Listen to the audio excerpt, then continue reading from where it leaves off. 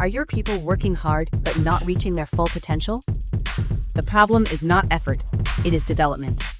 At the Modern Observer Group, we transform workforce development into real performance. Our human-centered achievement programs help your team think better, communicate stronger, and execute at a higher level. That means higher employee engagement, stronger leadership, and measurable results across your organization. If you want a workforce that performs, leads, and delivers, it is time to invest in your people. Visit modernobserver.com and discover how the Modern Observer Group helps you build a workforce that wins.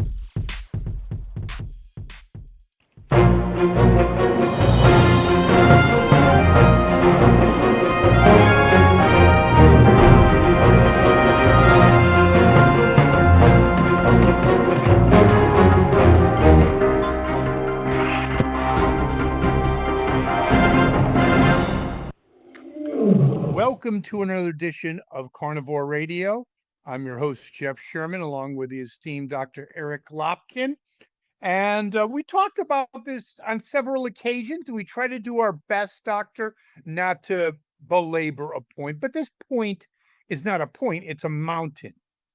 And again, we talked about when we were doing the prep, the situation with the Democratic Party is so unbelievable that if we did this back into terrestrial radio days, we would just say this is a joke, just try to get people to call in. It's no joke, is it, Dr. Lopkin? No, it really isn't. And it does sound like when we were back on the terrestrial radio, this could only have come about through an April Fool's joke. But now we've got Quinnipiac just came out with a poll. I'll let you give the results of that. I'll do it right now. Hold on. It is the Democratic Party has a 20% approval rating and a 72% disapproval rating. Obviously, it doesn't add up to 100, but there's probably some that don't know or whatever. Right. But the point is 20%, 72. That's, I could say you could have a 20% approval for like the Bluefish Party, like just make up something. That's basically it's zero because 20% of the country are insane, meaning whack job communists. So that's pretty much what it suggests to me is that's all they have. That's pretty much it. And their situation is deteriorating quickly.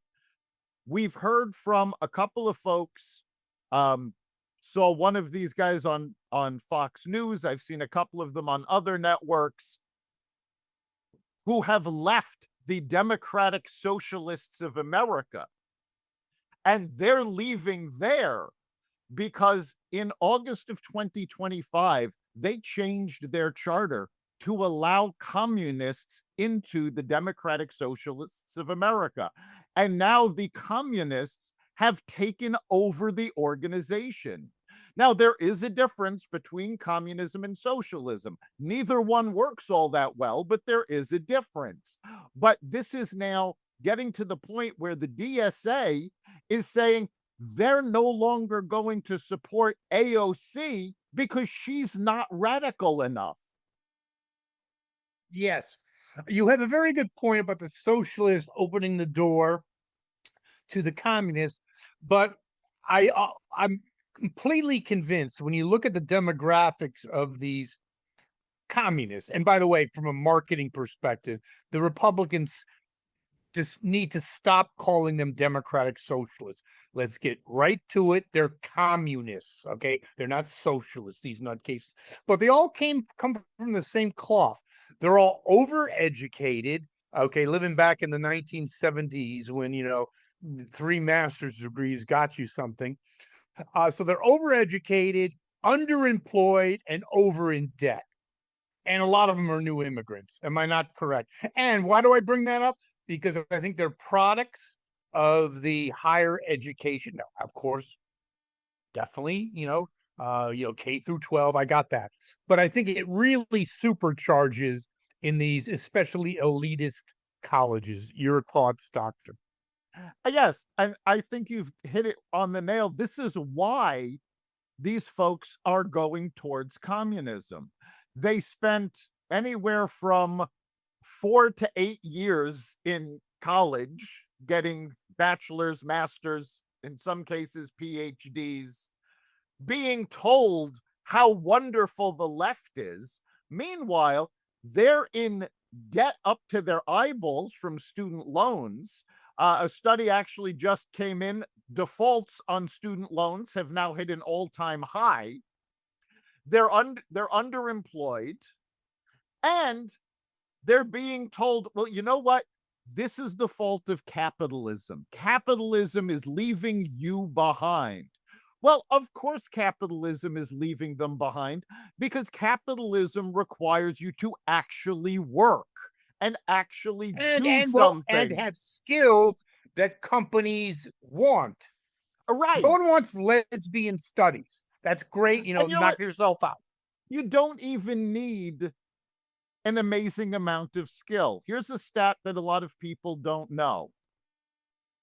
There are 1,100 millionaires working at Home Depot. They started out as stock people, worked their way up. Now they're in management.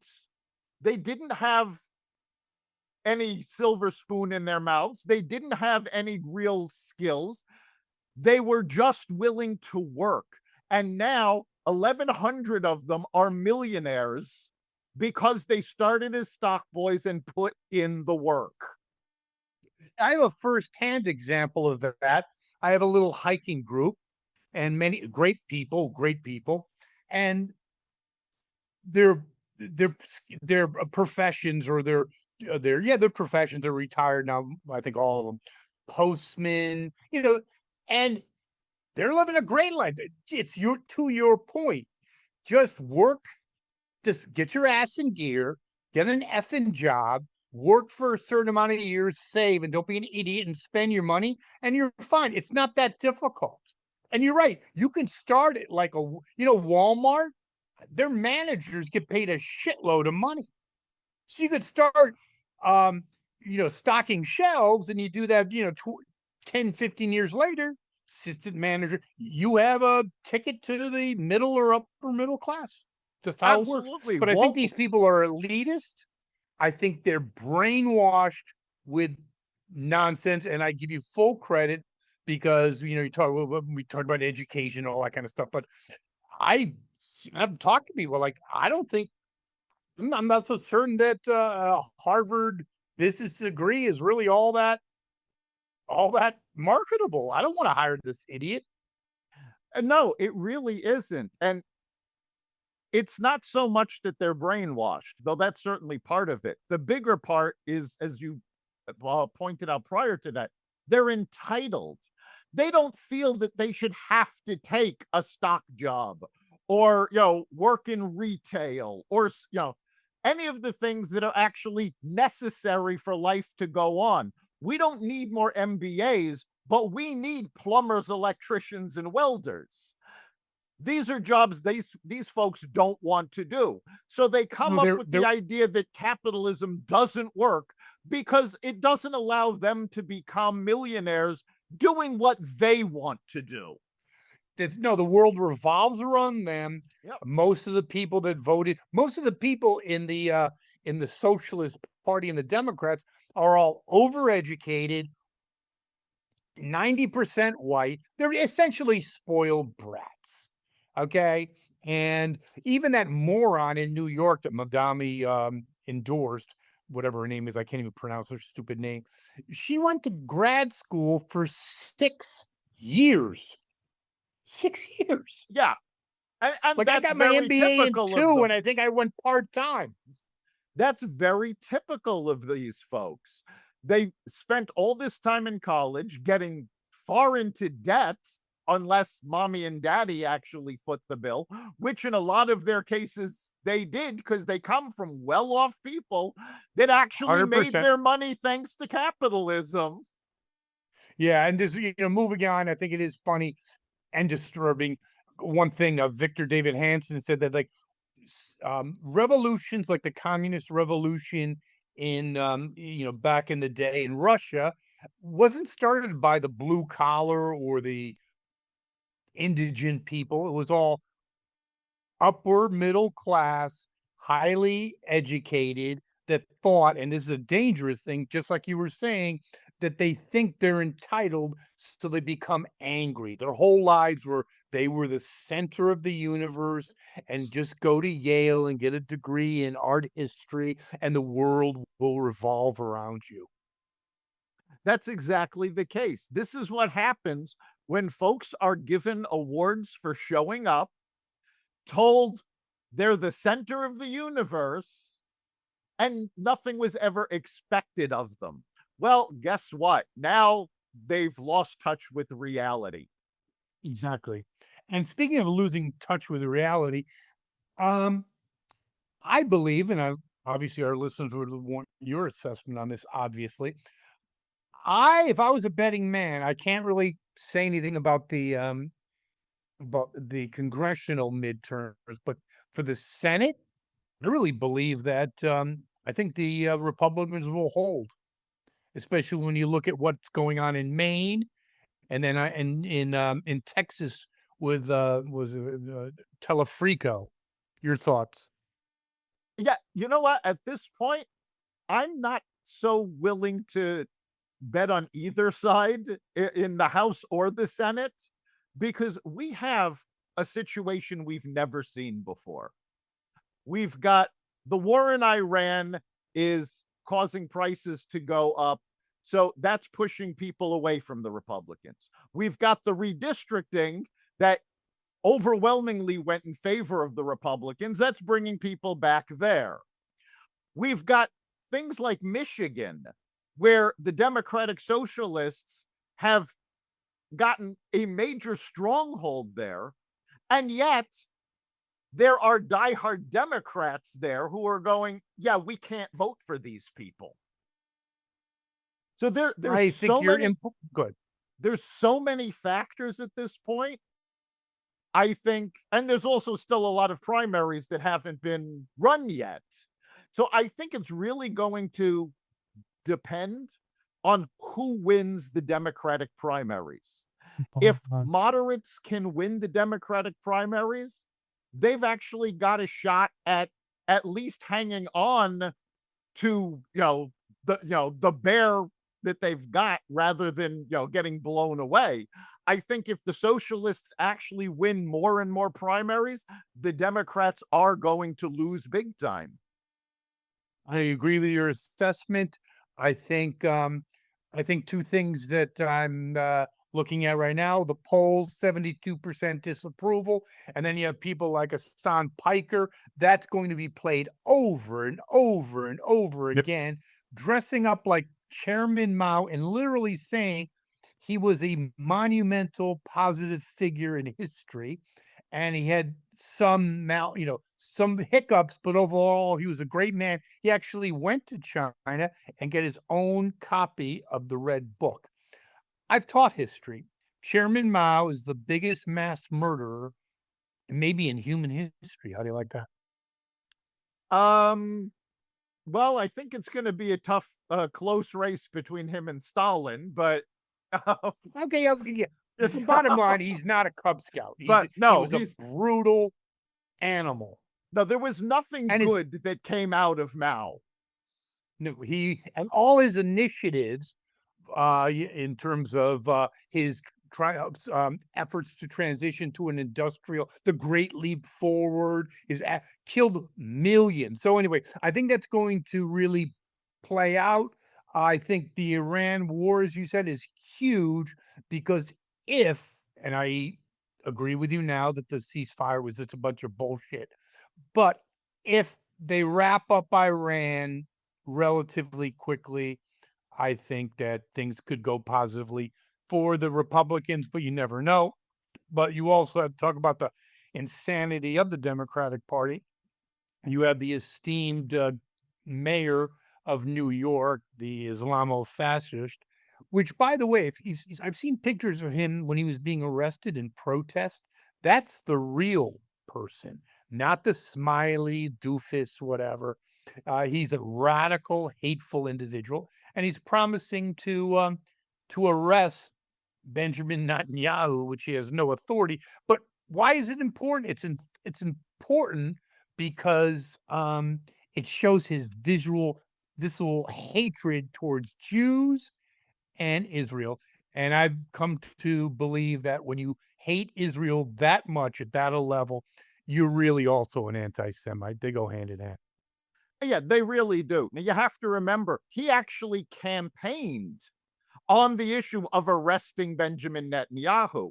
Now, yesterday, he did release a video in which he admitted that the legal experts in New York government told him, no, you're never going to be able to do this.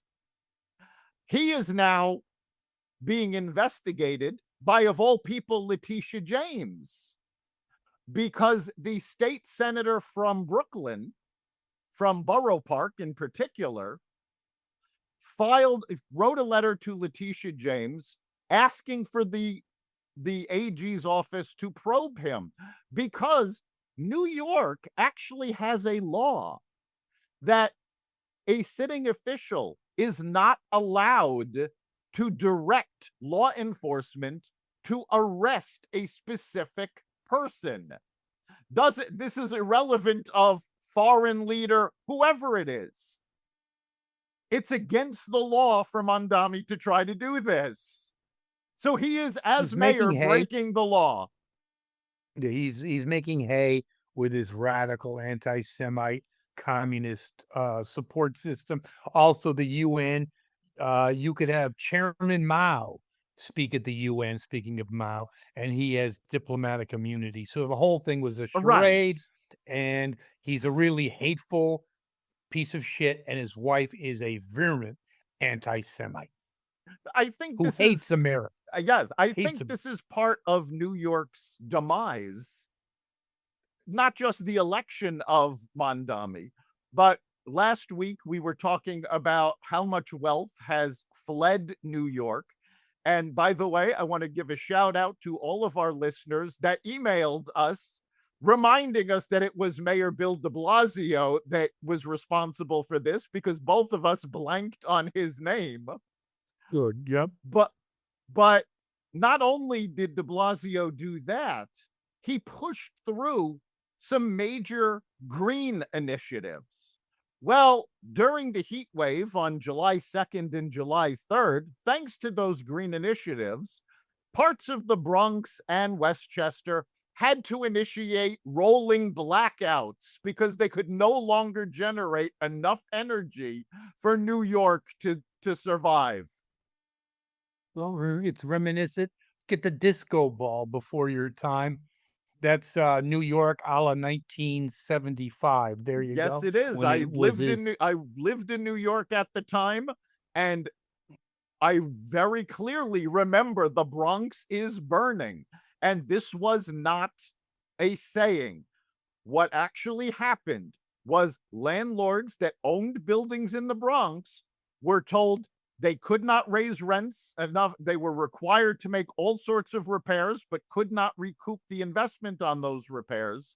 And instead of doing that, abandoned the buildings, set them on fire, and the Bronx literally burned. Just to kind of put a bow on this, you look at and this has huge ramifications. In fact, there's been several articles I've read and clips on YouTube that with the population shifts away from blue states to red, we could have a situation where 2026 and 20 and 28 could be the last opportunities, unless they rig things, for Democrats to win nationally. Well, before you answer, because go ahead. Donald Trump has been talking about voter fraud for years. And just yesterday, we had the governor of New Jersey, the Democratic governor, admit that there were 6,000 non-citizens on their voter rolls, at least 400 of which they know for a fact voted. They're saying, oh, it was a software glitch in their DMV software. But yeah. She also said that it was discovered during the last gubernatorial administration, and nobody brought it forward. Nobody released this information. And that's a very good point, Dr. Lopkin, because if you have, let's say, a crackdown or the Save America Act, and coupled with the population shifts, which are real, the Democrats could be in the forest for a while, just like the Republicans were from the 30s all the way to the 80s.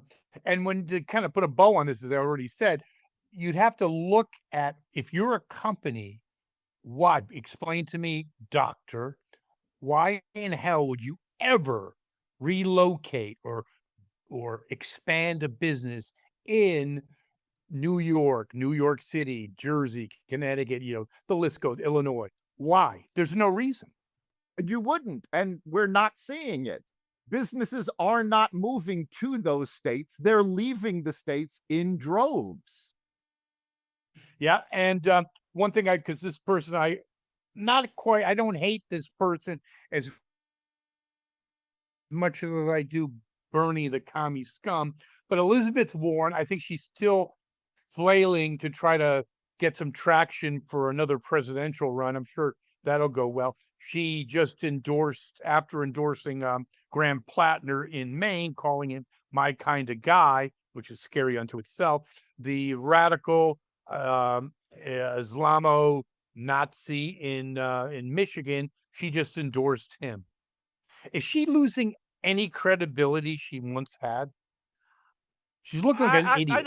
I don't think it's losing. I think it's gone. I don't think she's had any credibility since at least 2024, if not before. I mean, she keeps doing this. She keeps doubling down on bad policy, bad candidates.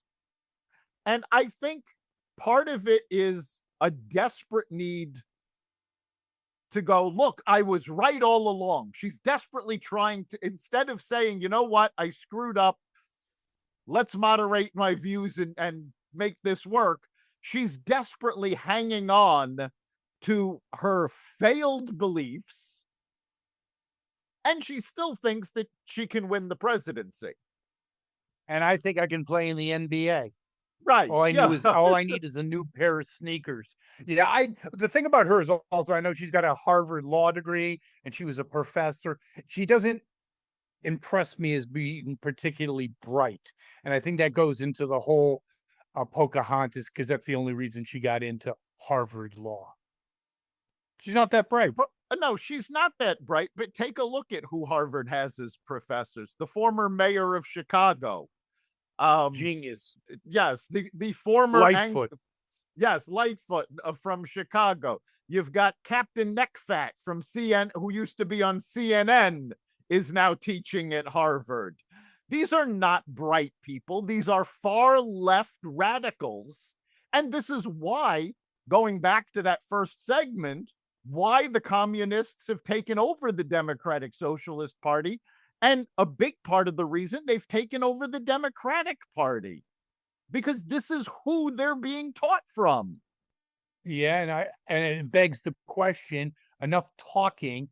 Why are we funding these indoctrination camps, Ivy League in particular, when they have endowments of over $1 billion? Pull the plug and be done with it. Send a signal. Yeah, I honestly think the IRS needs to take a look at most higher education colleges, universities, and say, well, do they really qualify as nonprofit organizations anymore? Thank you very much. When they were founded, then yes, but now not so much. Do you know what someone called Harvard?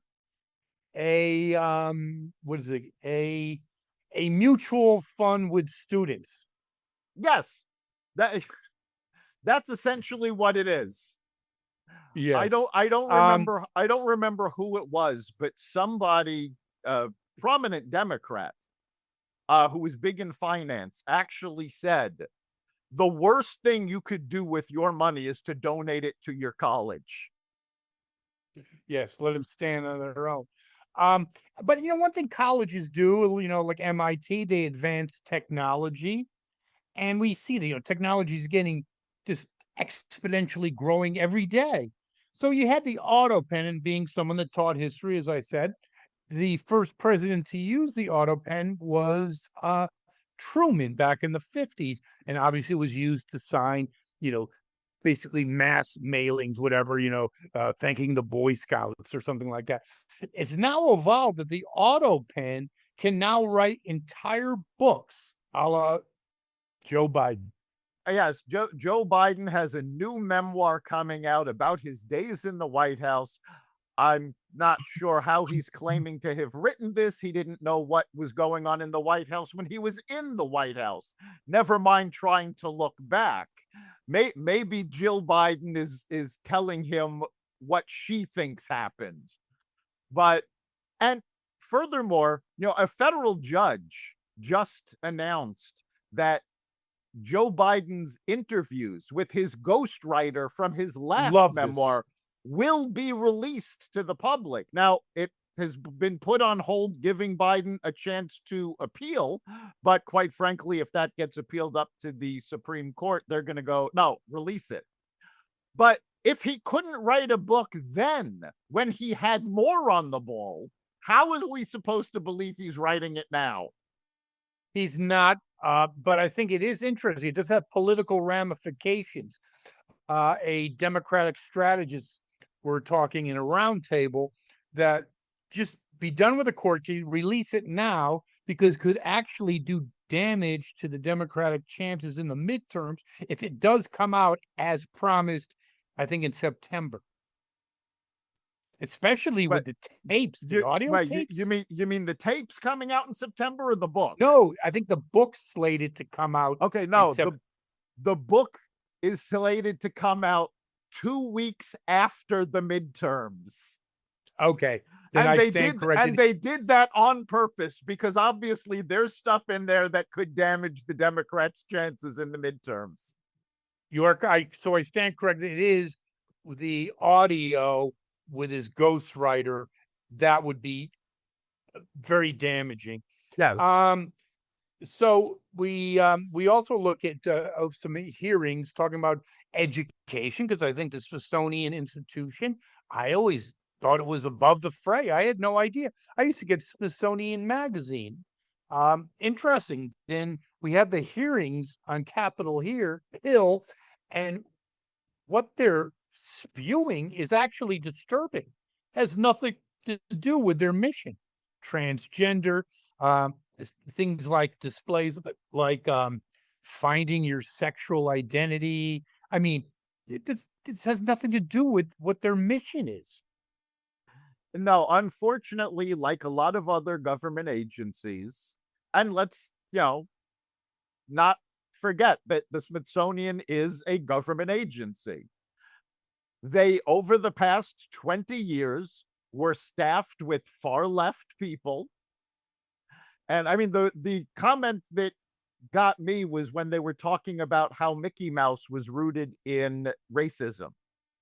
Yeah, it was racism because it went back to, I forgot the exact term. The minstrel shows. Yes. Jesus Christ.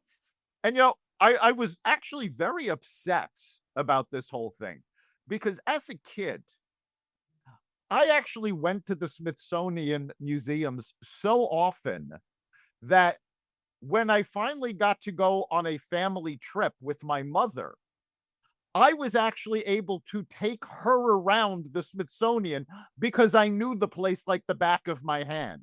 It was amazing. I could not argue with that. Now, this was the 70s and early to mid 80s. So obviously a lot has changed. I haven't been there in 30 years or so. But it is very they have the upsetting. Spirit of St. Louis display, and right next to it they have, was Lindbergh transgender? I'm kidding. No, it is. But it wouldn't surprise me. It wouldn't surprise me, but it is actually very upsetting that such a storied institution could fall so far. And in fact, there was supposed to be a new Smithsonian museum, the Museum of Women's History, and funding for it fell through because the Democrats would not agree that it was only about biological women. Yeah, it is like Alan Toff said in the book Future Shock.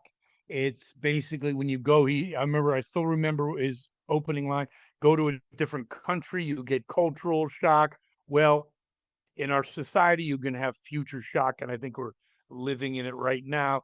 But you look out, in terms of information, we have the Paramount-Warner Bros. Merger. And as we were preparing for the podcast today, it's cleared every obstacle except our own. Your thoughts? Well, no. It cleared our own. The the FTC, the DOJ, they all said it's good to go. Today, the European Union said it's good to go. Any other country that had to clear this did so prior to the EU. So the only barrier right now is 12 far left Democratic attorneys general who are trying to stop this, not because it's going to cause jobs to go away or because there's antitrust issues, but the real reason is they do not want Barry Weiss, who has been calling out the Democratic Party for years now and who is in charge of Paramount News because Paramount bought the Free Press. They don't want her getting a hold of CNN. Now, at this point, I don't know that it's going to make much of a difference because CNN has slowly but surely been moving back to the center. So the Democrats are going to lose their grasp on that anyway. But hold on, let me interject. But won't they have, I'm being facetious, MS Now? Isn't that a juggernaut? They still have MS Now. MS Now's not going anywhere except further and further to the left. But what really aggravates me about this is these 12 attorneys generals are wasting taxpayer money on this lawsuit. No taxpayer is benefiting from the lawsuit. And even if they win in court, it's going to be appealed.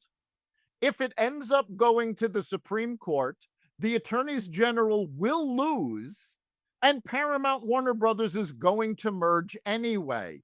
So all they're doing is spending taxpayer money to throw a temper tantrum because the far left has lost control of the media.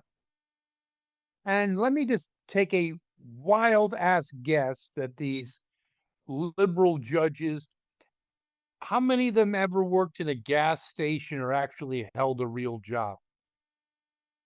Zero? Well, there's only been one judge so far that has made any rulings on this. They put a 14-day hold.